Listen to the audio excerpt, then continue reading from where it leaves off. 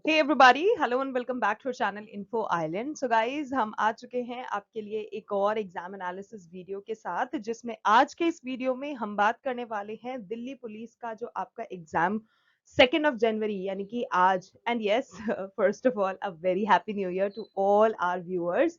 And उन सभी के लिए जो कि हमसे इस साल जुड़ेंगे उनको भी very happy new year in advance.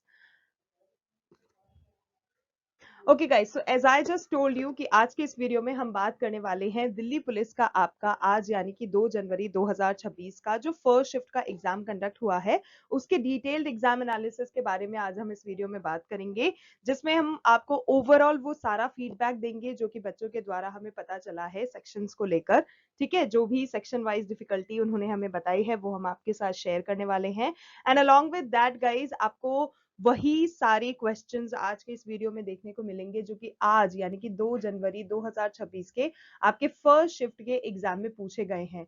चाहे जितने भी क्वेश्चंस रहे हैं वो सारे ही क्वेश्चंस, उनके सभी के आंसर्स आपको इस वीडियो के एंड तक देखने को मिल जाएंगे. So if you guys have given the examination today, तो आप अपनी परफॉर्मेंस को रिव्यू कर सकते हो. एंड उन सभी बच्चों के लिए जिनके आगे आने वाली शिफ्टों में एग्जाम लगे हुए हैं, तो वो भी इस तरह के एग्जाम एनालिसिस वीडियोस को देख के अपनी प्रिपरेशन को, अपनी लेवल ऑफ प्रिपरेशन को देख के जज कर सकते हैं कि where they actually do stand, and ऐसे कौन से टॉपिक्स हैं, ऐसी कौन सी चीजें हैं जो कि उनको और आगे के लिए बेहतर बनानी है.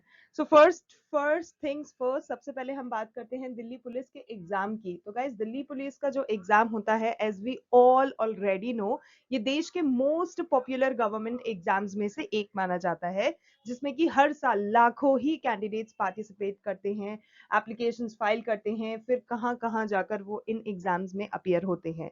सो गाइज, इस एग्जाम के थ्रू बेसिकली ऐसी कौन कौन सी पोस्ट होती हैं जो आपको मिलती है when you guys give such examination.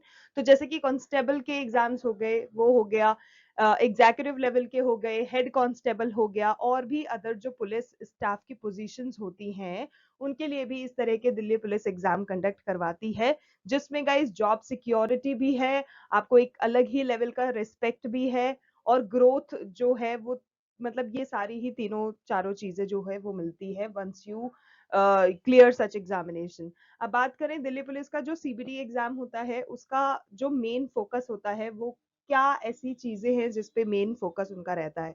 So guys, basically they do try to जज कि कैंडिडेट का जो बेसिक एप्टीट्यूड है टुवर्ड्स ईच एंड एवरीथिंग वो किस तरह का है, आप में reasoning ability, problem solving ability किस तरह की है, आपकी जनरल अवेयरनेस चीजों को लेकर, चाहे वो नेशनल इवेंट्स हो, इंटरनेशनल इवेंट्स हो, आपकी general awareness as a human being कैसी है, और इंग्लिश हो गया, कंप्यूटर हो गया, हिंदी हो गया, ये अलग अलग तरीके की जो लैंग्वेजेस होती हैं, इसमें आपकी स्किल्स कितनी परफेक्ट है, उन सभी को जज किया जाता है. ठीक है, तो चलिए दोस्तों, बिना किसी देरी के जल्दी से वीडियो को शुरू कर लेते हैं, और आज यानी कि 2 जनवरी के फर्स्ट शिफ्ट का आपका जो पेपर का ओवरऑल डिफिकल्टी लेवल कैसा रहता है वो बताती हूँ. एंड यस, वो सभी बच्चे जो चैनल पे पहली बार आए हैं, जरूर से चैनल को सब्सक्राइब करें एंड नोटिफिकेशन बेल आइकन को हिट कर दें, so that they never miss any update coming from us.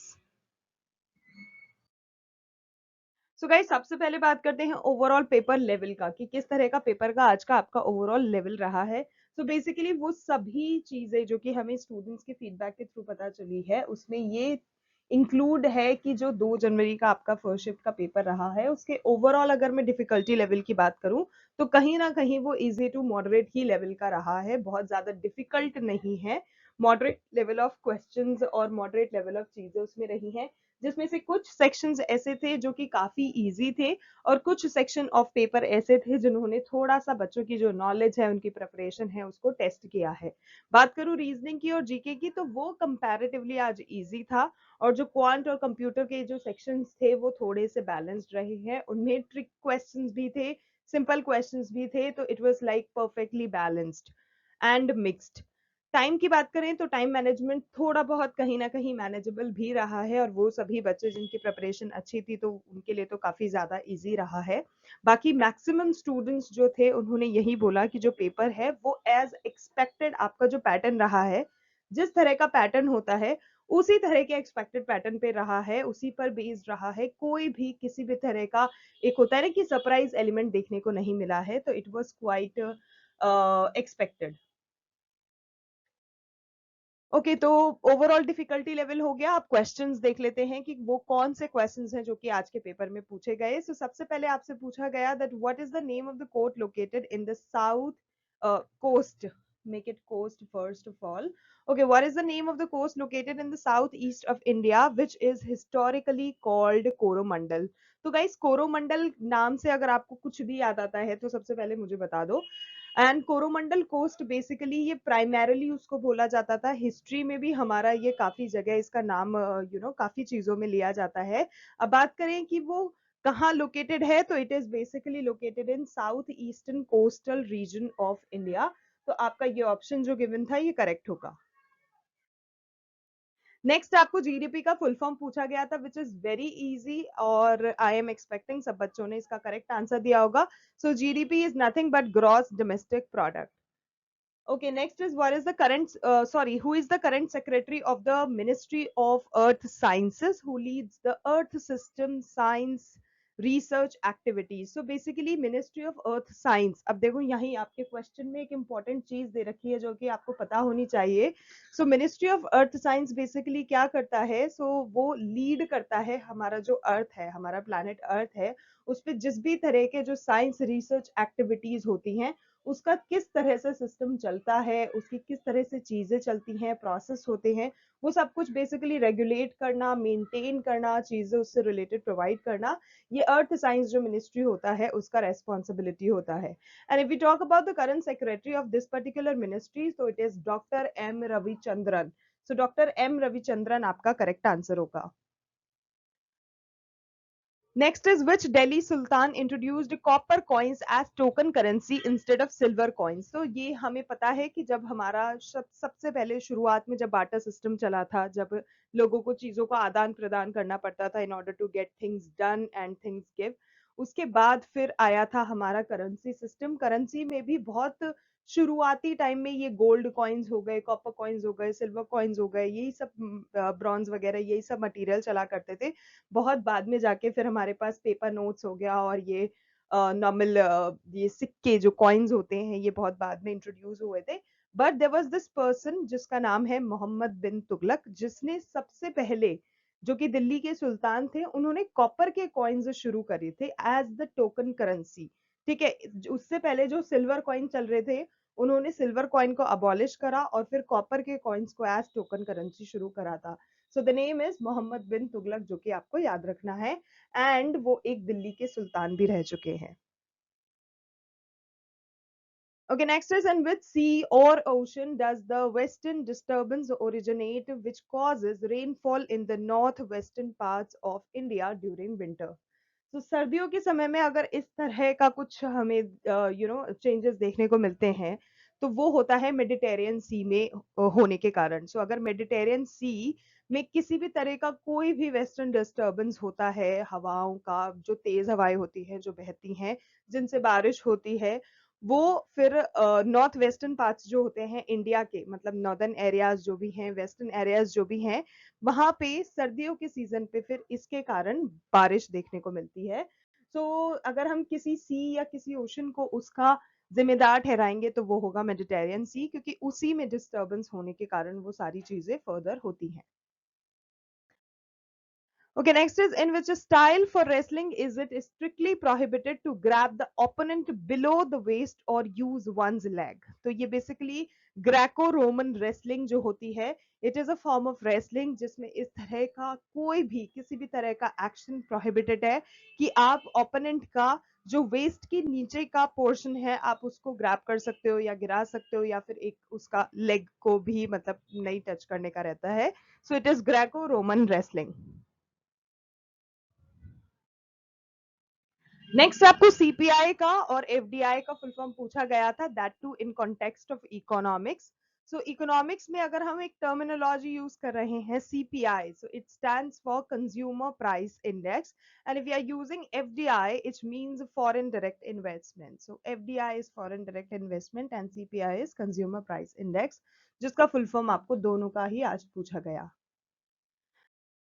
Okay, next we have who first coined and popularized the word Pakistan. तो पाकिस्तान शब्द जो है ये सबसे पहले इसका प्रचलन अगर हुआ है किसके द्वारा हुआ है, और सबसे पहले अगर इस शब्द का प्रयोग किसी ने करा है तो वो है चौधरी रहमत अली। तो चौधरी रहमत अली आपका करेक्ट आंसर होगा, जिन्होंने इस पर्टिकुलर वर्ड पाकिस्तान को कॉइन्ड करा और पॉपुलराइज करा by using it further. Okay, next is who is the author of novel the God father of Kathmandu. तो ये जो गॉड फादर ऑफ काठमांडू है ये लिखी गई है जॉन बर्डेट के द्वारा। So John birth date.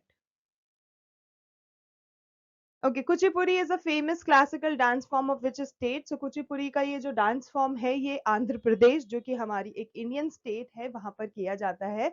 So Andhra Pradesh will be the correct answer. Okay, what are the main objectives of establishing RRBs. सबसे पहले तो आरआरबीज की फुल फॉर्म बता देते हैं, which is your regional rural banks. तो बेसिकली ये जो रीजनल रूरल बैंक्स होती हैं इनको स्टैब्लिश करने का जो मेन ऑब्जेक्टिव होता है वो यही होता है कि जो रूरल एरियाज हैं हमारे इंडियन इकोनॉमी में, तो जो रूरल इकोनॉमी है उसको कहीं ना कहीं डेवलप करी जाए। वहां पे जो लोग किसी भी तरह का बैंकिंग रिलेटेड प्रॉब्लम्स फेस कर रहे हैं उसको सॉर्ट करा जाए, और जितने भी जो भी स्मॉल फार्मर्स होते हैं वहाँ पे, जो एग्रीकल्चरल लेबरर्स होते हैं, जो आर्टिसंस होते हैं, जिनके पास इतना फंड नहीं होता कि आगे वो अपनी चीजें उसी फील्ड में कंटिन्यू कर पाए, तो उनको क्रेडिट फैसिलिटीज प्रोवाइड करने के लिए ये सारे ही मेन ऑब्जेक्टिव्स होते हैं जो कि आरआरबी ध्यान में रखती हैं once they get establish there in. वो इन सब चीजों को ध्यान में रखती हैं कि भाई चाहे वो स्मॉल फार्मर्स हों या एग्रीकल्चरल लेबर्स हो या स्मॉल आर्टिसंस हो, उन सबकी ही बेसिक फाइनेंस रिलेटेड जो नीड होती है वो ये आरआरबी सॉल्व करते हैं। Okay, next is what will be the speed in metres per second when 18 kilometre per hour is converted. तो उसको हो जाएगा फिर 5 मीटर पर सेकंड।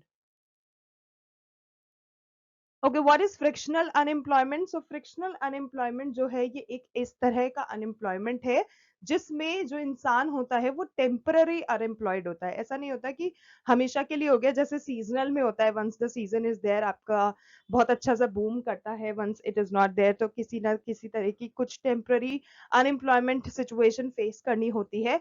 ऐसा ही केस आपका कहीं ना कहीं फ्रिक्शनल अनएम्प्लॉयमेंट में भी होता है।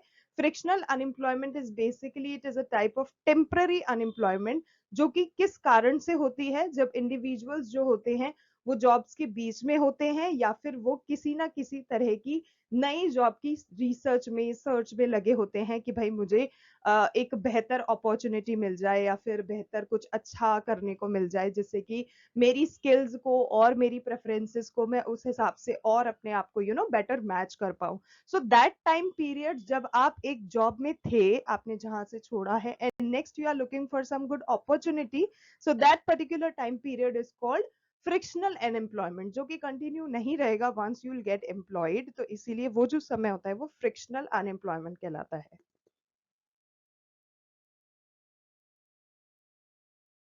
Okay, next we have crops like wheat, gram, and barley, which are sown in October, November, are called which type of crops?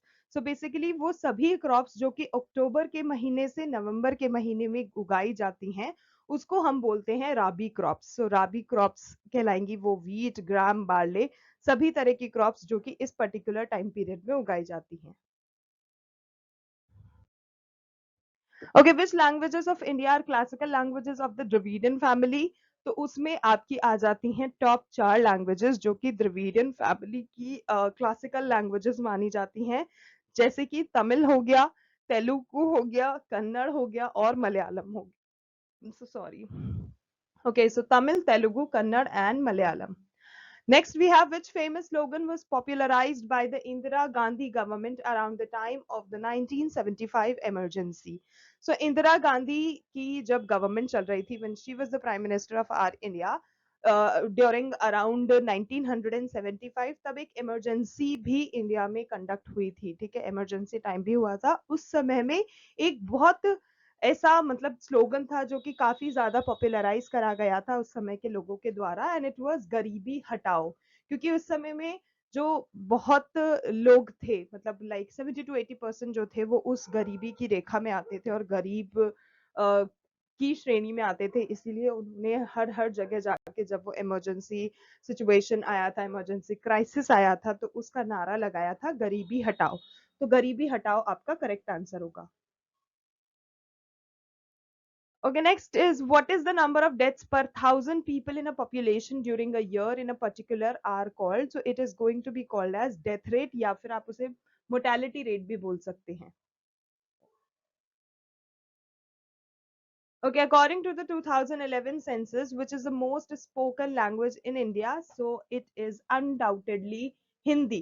India में as you guys are aware कि और must have been aware कि India में हर state में हर तरह की language देखने को मिलती है, but if we talk about the most spoken language, ठीक है, मोस्ट स्पोकन लैंग्वेज जो है वो हिंदी ही थी और अभी भी हिंदी ही है। एंड अकॉर्डिंग टू दिस 2011 का जो सेंसस सर्वे रहा है, अगर आप उस सर्वे के अकॉर्डिंग देखोगे तो it is Hindi which is the most spoken language in India even today. Who is the author of the book India Wins Freedom?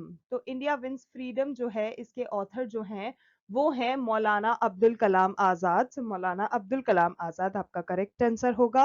Which traditional folk dance of Bihar involves women dancing while balancing perforated earthen pots with lit lamps inside on their heads? तो ये एक तरह का dance होता है जो बिहार में किया जाता है, जिसमें औरतें अपने सर पर जो अर्दन पॉट्स होते हैं, जो ये मिट्टी के घड़े होते हैं, उनको सर पे रखती हैं और उसमें दिया जला होता है, लाइट जली होती है और उसको सर पे रखती है, and then they perform dance without using their hands and balancing it without using their hands. तो उसको हम बोलते हैं Jhijhiya. Jhijhiya is basically that particular dance form जो कि बिहार में करा जाता है, और इस तरह से वहाँ की जो विमेन होती हैं वो जो लेडीज होती हैं, they perform this dance. Okay, who is the author of the novel A Suitable Boy? So, A Suitable Boy is written by Vikram Seth. Guru Shikhar Peak is a part of which mountain range? So, Guru Shikhar Peak जो है ये हमारा Aravalli range में आता है। In which round table conference did Mahatma Gandhi participate? So ऐसी तीन तरह की जो हमारी राउंड टेबल कॉन्फ्रेंस हुई थी उस समय में, इंडियन नेशनल कांग्रेस भी उस चीज में मौजूद थी। तो जो सबसे पहली जो राउंड टेबल कॉन्फ्रेंस थी उसमें महात्मा गांधी ने पार्टिसिपेट नहीं करा था, but then in this second round table conference, because he had to discuss some of the things related to satyagraha and all those andolan जो कि उन्होंने उस समय में करे थे, उन सब के लिए महात्मा गांधी ने जो सेकंड राउंड टेबल कॉन्फ्रेंस हुआ था फिर उसमें पार्टिसिपेट करा था। So second round table conference is the correct answer. Okay, Article 72 of the Indian Constitution related to what? So basically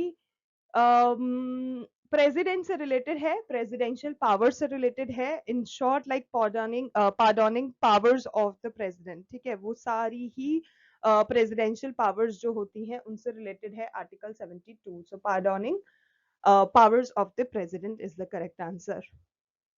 next is the question जिसमें एक फुल फॉर्म पूछी गई थी पीएसयू की। So PSU is public sector undertaking. Okay, who described the CRISP mission proposals as a post-dated check on a crashing bank? तो ये होगा आपका, इसमें करेक्ट आंसर क्या होगा? Mahatma Gandhi. Okay, from which country's constitution were the emergency provisions in the Indian constitution borrowed? वैसे जो हमारा इंडिया का कॉन्स्टिट्यूशन है, हमारे इंडिया का ये जो भारतीय संविधान है, उसमें बहुत सी ऐसी चीजें हैं जो कि बाहर के जो देश हैं, जो फॉरेन कंट्रीज हैं, वहां का जो कॉन्स्टिट्यूशन है उससे बोरो करी गई हैं, जैसे कि DPSP is an example of that. इसी तरह से ऐसी बहुत सारी चीजें हैं जो कि अलग अलग कंट्रीज से लिया गया है। उसी तरह से there was this particular emergency provisions जो है वो भी जर्मनी जो है वहां से उसको बोरो किया गया है, जो वेमार कॉन्स्टिट्यूशन है जर्मनी का, वहां से इस तरह के जो प्रोविजंस होते हैं जो कि इमरजेंसी प्रोविजंस कहलाते हैं, उसको इंडियन कॉन्स्टिट्यूशन में बोरो किया गया है from Weimar constitution of Germany. Okay, as of January 2026, who is serving as the chairman of the ISRO? सबसे पहले full form बात करें हम ISRO की, so ISRO is Indian Space Research Organization, जिसको short में हम ISRO बोलते हैं, and as of January 2026 जो डॉक्टर वी नारायणा हैं वो सर्व कर रहे हैं as the chairman of this Indian Space Research Organization. उन्होंने इस पर्टिकुलर पोजीशन का चार्ज कब लिया था? So he official took charge on January 14, 2025, succeeding Sridhar Panicker Somanath, ठीक है, जिनको हम एसपी सोमनाथ के नाम से भी जानते हैं. Okay, which act facilitated the creation of Telangana state? तो guys, Andhra Pradesh reorganisation act 2014 का जो है उसने फैसिलिटेट करा है, और उसी के बाद ये जो तेलंगाना है इसको एक स्टेट बना दिया गया. Okay, after the retirement of General Manoj Pandey, who has taken over as the 30th Chief of the Army Staff, जिसको हम COAS बोलते हैं, in short of the Indian Army, so it is General Upendra Dwivedi. General Upendra Dwivedi. Which committee was formed by the central government to examine the demand for Telangana state? तो इसमें एक committee है जिसका नाम है Shri Krishna committee, जो कि सामने आई थी, and this Shri Krishna committee जो है ये बनाई गई थी सेंट्रल गवर्नमेंट के द्वारा, जिसमें ये चीजें एग्जामिन करी गई थी. क्या तेलंगाना को एक स्टेट बनाने की जरूरत है? क्या तेलंगाना को एक स्टेट का नाम दिया जाना चाहिए? क्या मतलब सही है या नहीं है? तो वो सारी चीजें जो हैं वो इस कमेटी को फॉर्म किया गया था, फिर इस कमेटी के द्वारा वो चीजें सारी सामने रखी गई थी related to like proving this particular demand for bringing Telangana as the Indian state, yes or no, and all of those things. So Shri Krishna committee. Next, we have under which article of the constitution does parliament exercise power to form a new state? तो ये हमारा article 3 के under आता है. The strategically important Sela Tunnel, which was recently inaugurated, is located in which state of India? तो ये जो tunnel है जिसका नाम है सेला टनल, ये अरुणाचल प्रदेश में स्थित है. In which city of India were the National Games of 1968 held? So 1968 I would say जो नेशनल गेम्स खेले गए थे वो मद्रास चेन्नई में खेले गए थे, जो कि इंडियन स्टेट है. सो ओ सॉरी इंडियन सिटी है, सो मद्रास चेन्नई आपका करेक्ट आंसर होगा. When did Telangana officially separate from Andhra Pradesh to become the 29th state of India? So it happened back in the year 2014 जब इस चीज की डिमांड करी गई, and 2 June 2014 was the date जब 29th स्टेट का नाम दे दिया इस पर्टिकुलर स्टेट को कि तेलंगाना जो है अब से इंडिया की मतलब भारत की 29वीं स्टेट कहलाएगी. सो 2 जून 2014. Okay, who is the author of the famous historical book किताबुल Hind? तो किताबुल हिंद जो किताब है ये अल बिरूनी के द्वारा लिखी गई थी. सो अल बिरूनी आपका करेक्ट आंसर होगा. सो दैट्स इट गाइस, ये था हमारा दिल्ली पुलिस का जो आज का आपका 2 जनवरी 2026 का फर्स्ट शिफ्ट का एग्जाम हुआ है, उसका डिटेल्ड एग्जाम एनालिसिस जो कि स्टूडेंट्स के फीडबैक पर बेस्ड था, एंड हमने शेयर करे वो सभी क्वेश्चंस जो कि आज के पेपर में आपसे पूछे गए हैं. अगर आप आज का पेपर दे चुके हैं, अपने एक्सपीरियंस को, अपने अटेम्प्ट्स को जरूर से कमेंट सेक्शन में शेयर करें. We would love to hear that from you. और इसके अलावा if you guys went through any like query, question, recommendation or suggestion, then please do comment that also in the comment section. इसके अलावा अगर आपको video helpful लगा, informative लगा, तो जरूर से लाइक करें, शेयर करें और चैनल को सब्सक्राइब करना बिल्कुल ना भूलें, क्योंकि हम आपके लिए लाते हैं इसी तरह के एक्यूरेट एग्जाम एनालिसिस और preparation videos on a daily basis, और आगे भी इसी तरह से रेगुलर लाते रहेंगे. तो आज के लिए गाइस बस इतना ही. Thank you so much for watching, thank you so much for your time. All the very best for all upcoming exams.